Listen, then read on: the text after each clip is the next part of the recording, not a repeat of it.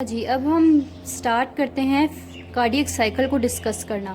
पहले तो आपको पास पता होना चाहिए कि कार्डियक साइकिल के कितने फेजेस हैं। 2 फेजेस हैं। उन 2 फेजेस का क्या नाम है? एक डायस्टोल है, रिलैक्सेशन का फेज, और एक सिस्टली है जिसमें कॉन्ट्रैक्शन का फेज है। ठीक है, अब आपके पास जो है डायस्टोल का भी जो फेज है हम पहले उसको डिस्कस करेंगे और उसके बाद हम सिस्टली पे जाएंगे। डायस्टोल का जो फेज है पहले आपने याद करना है। कार्डियक साइकिल कितने फेज हैं? 2 फेज हैं। उसके बाद पहला आप जो डिस्कस करोगे डायस्टोल जो है उसके आपने कितने आगे में डिवाइड किया हुआ है? डायस्टोल को कितने हिस्सों में किया हुआ है? ए, बी, सी एंड डी। अब आपने इधर उधर ध्यान नहीं देना, जो मैं आपको बता रही हूँ आपने उसी पे ही कॉन्सेंट्रेट करना है, उसी को ही सुनना है। आप इमेजिन करो कि आपका वेंट्रिकल ब्लड के साथ फिल हो गए थे, वो फिल हो गए थे, उनकी कॉन्ट्रैक्शन हो गई थी। अब कॉन्ट्रैक्शन के बाद जो वो रिलैक्स करना शुरू करेंगे अपना खून पल्मोनरी आर्टरी में सेंड करके और आओर्टा में सेंड करके, जब वो रिलैक्स करना शुरू करेंगे हम उस फेज़ को पहले डिस्कस करेंगे।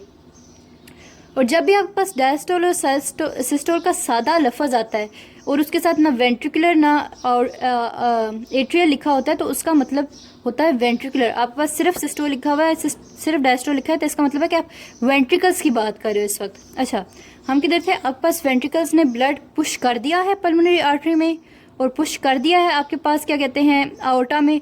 उसके बाद आपके पास वेंट्रिकल्स जो हैं वो रिलैक्स हो रहे हैं। ठीक है, ये आपके पास 2 वेंट्रिकल्स हैं और यहाँ पे आपके पास 2 एट्रिया हैं। अब जैसे ही आपका खून जो है बाहर चला गया है, आपके पास क्या कहते हैं लेफ्ट वेंट्रिकल से आपके पास चला गया है आओर्टा में, और आपके पास राइट वेंट्रिकल से जो है आपके पास चला गया है पल्मोनरी आर्टरी में, तो इधर जो है आओर्टा और पल्मोनरी आर्टरी इनका प्रेशर इंक्रीज हो जाएगा। और जैसे ही इनका प्रेशर इंक्रीज होगा तो आपके पास ये जो सेमिल्यूनर वॉल्व है, पल्मोनरी सेमिल्यूनर वॉल्व और आउटिक सेमिल्यूनर वॉल्व, ये शट हो जाएंगे।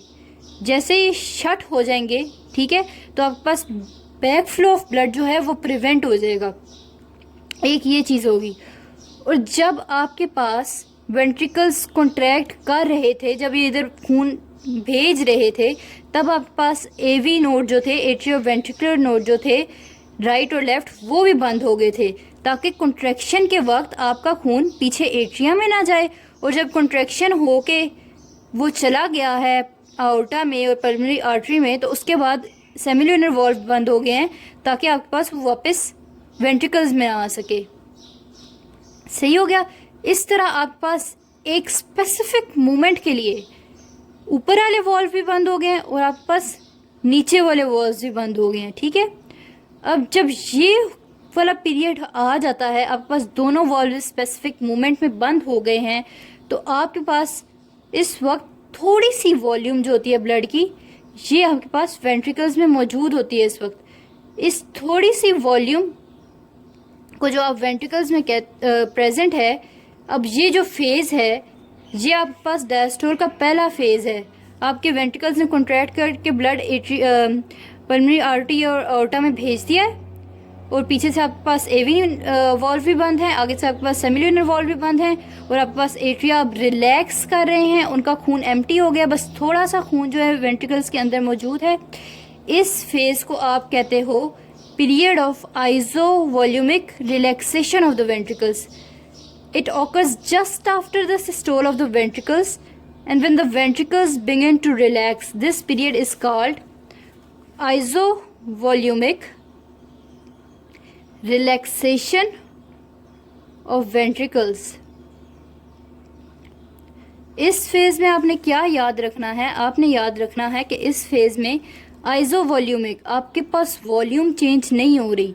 और मैं आपको बता चुकी हूँ जब आपके पास वॉल्यूम चेंज नहीं हो रही होती, जहाँ पे भी आपके पास आइसोवॉल्यूमिक का लफ्ज़ यूज़ होगा, इस वक्त आपके पास दोनों जो हैं आपके पास वॉल्व वो क्लोज होंगे, चाहे वो सेमिल्यूनर वॉल्व हो चाहे वो एवी वॉल्व हो, दोनों के दोनों जो हैं दोनों टाइप के वॉल्व जो हैं बंद होंगे।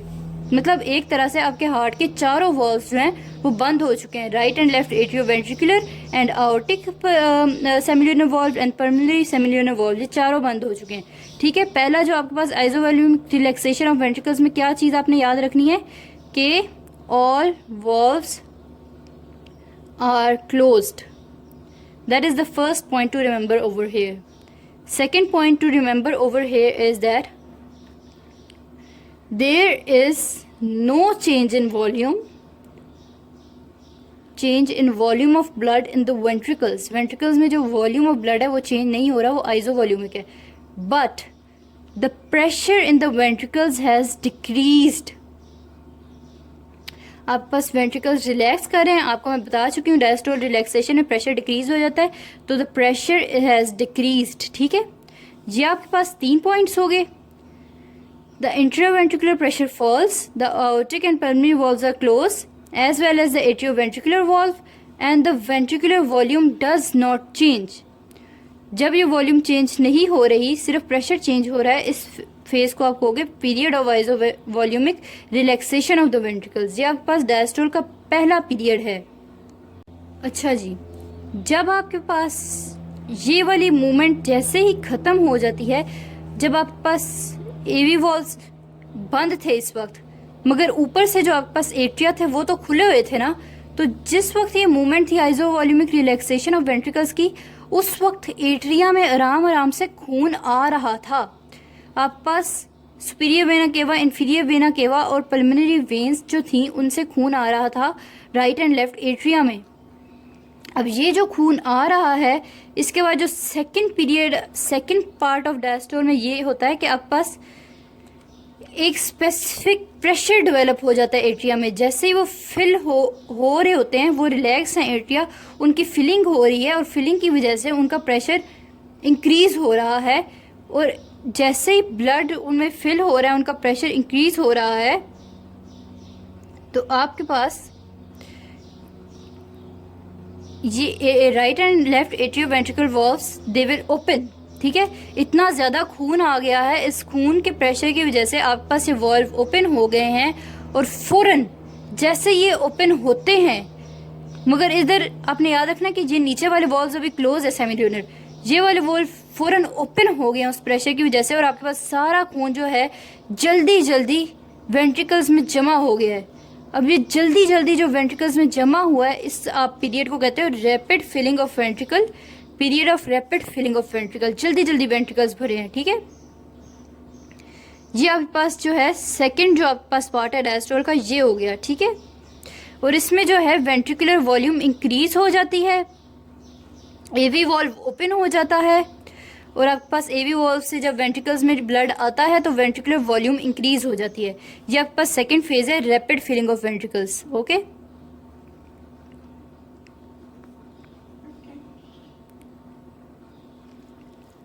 अच्छा, रैपिड फिलिंग ऑफ वेंट्रिकल हो गई, जल्दी जल्दी सारा खून आ गया है, मगर इस जल्दी जल्दी के पीरियड में भी आपके पास ऊपर से जो है थोड़ा सा खून ऊपर से क्या कहते हैं सुपीरियर और इन्फीरियर वेना केवा से आ रहा है राइट एट्रियम में, और आपके पास पल्मोनरी वेन से आ रहा है लेफ्ट एट्रियम में।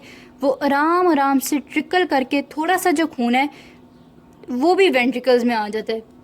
जब वो थोड़ा सा खून वेंट्रिकल्स में आ रहा होता है, तो इस फेज को जो थर्ड आपके पास पार्ट है उसको आप कहते हो diastasis, slow filling of ventricles. आराम आराम से हल्का सा जो खून, और ये जो है आपके पास एट्रिया अभी रिलैक्स हैं, वेंट्रिकल्स अभी रिलैक्स हैं। सही हो गया। अब जैसे ही third phase diastasis, slow filling of ventricles, ये भी आपके पास खत्म हो जाता है, तो आपके पास जो चौथा जो आपके पास पार्ट आता है डायस्टोल का, उसको ये जो है एट्रियल सिस्टोल होता है। ठीक है, आपका एट्रिया में सिग्नल आता है, और एट्रिया जो होते हैं वो पावरफुली कॉन्ट्रैक्ट करते हैं एंड पे, और ये जो पावरफुल कॉन्ट्रैक्शन होती है एट्रिया की, उसकी वजह से 20 to 30% ऑफ द ब्लड जो एट्रिया में रह गया है वो भी वेंट्रिकल्स में आ जाता है। ठीक है, ये जो एट्रियल सिस्टोल है, इसमें राइट एट्रियम का प्रेशर जो है वो इंक्रीज हो जाता है 4 to 6 mmHg तक, और लेफ्ट एट्रियम का जो प्रेशर है वो 7 to 8 mmHg तक इंक्रीज हो जाता है। इस एट्रियल सिस्टोल में आपके पास 20-30% ऑफ द ब्लड जो है वो वेंट्रिकल्स में पंप हो जाता है, एट्रिया कॉन्ट्रैक्ट करते हैं पावरफुली। और ये जो होते हैं चौथे को आप कहते हो एट्रियल सिस्टोल। सही हो गया। एक दफ़ा हम दोबारा पहले पार्ट को डिस्कस कर लेते हैं जो आपके पास डायस्टोल का था। हमने शुरू किया है isovolumic relaxation of the ventricles. Isovolumic relaxation of the ventricles में क्या हुआ है, वेंट्रिकल्स जो हैं वो कॉन्ट्रैक्ट हो चुके हैं, उनका सिस्टोल का फेज ख़त्म हो चुका है और वो जो है अब रिलैक्स कर रहे हैं। उनके पास सेमी ल्यूनर वॉल्व भी क्लोज हैं आगे से, और पीछे से एट्रियो वेंट्रिकुलर वॉल्व्स जो हैं वो भी क्लोज हैं। और ये उनका आइसोवॉल्यूमिक पीरियड है, इनमें आपके पास रिलैक्सेशन हो रही है, उनकी आपके पास वॉल्यूम चेंज नहीं हो रही और प्रेशर डिक्रीज हो रहा है। ठीक है, अब जब ये दूसरा आपके पास पार्ट आ जाता है डायस्टोल का, rapid filling of the ventricles. Atria में खून भर रहा था, एवी वॉल्व्स आगे से बंद थे, इतना ज़्यादा खून भर जाता है कि आपके पास एवी वॉल्व्स जो होते हैं वो ख़त्म हो खुल जाते हैं और खून आपके पास जल्दी से वेंट्रिकल्स में आ जाता है। इसको आप कहते हो rapid filling of the ventricles. Rapid filling of the ventricles के बाद क्या होता है कि थोड़ा सा खून जो होता है वो आराम आराम से जो है आपके पास वेंट्रिकल्स में आता है। इसको आप कहते हो slow filling of the ventricles या फिर डायस्टेसिस। और जैसे ही डायस्टेसिस खत्म होता है तो आपके पास सिग्नल आता है एट्रिया में और वो पावरफुली कॉन्ट्रैक्ट करते हैं, इसको आप एट्रियल सिस्टोल कहते हो। और जैसे ही वो पावरफुली कॉन्ट्रैक्ट करते हैं तो 20 to 30% ऑफ द ब्लड जो होता है वो जो होता है आपके पास वेंट्रिकल्स में आ जाता है एट्रिया से। ठीक है, और आपके पास क्या कहते हैं, अब आप देखोगे कि आपके पास वेंट्रिकुलर रिलैक्सेशन जो है इसके 4 फेजेस जो थे ख़त्म हो चुके हैं और आपके पास वेंट्रिकल्स अब जो हैं इस वक्त जो है खून से भर चुके हैं। अब ये जो वॉल्यूम है डायस्टोल रिलैक्सेशन ऑफ वेंट्रिकल्स के एंड पे जो वॉल्यूम आपके पास वेंट्रिकल्स में रह गई है उसको आप कहते हो and diastolic volume of the ventricles. और इस एंड डायस्टोलिक वॉल्यूम ये नॉर्मली कितनी होती है 120 ml, मतलब वेंट्रिकल्स के रिलैक्स होने के बाद जितना खून उनमें भर जाता है एंड पे उसको आप 120 ml का वो खून होता है। ठीक हो गया, और उसको आप कहते हैं एंड डायस्टोलिक वॉल्यूम।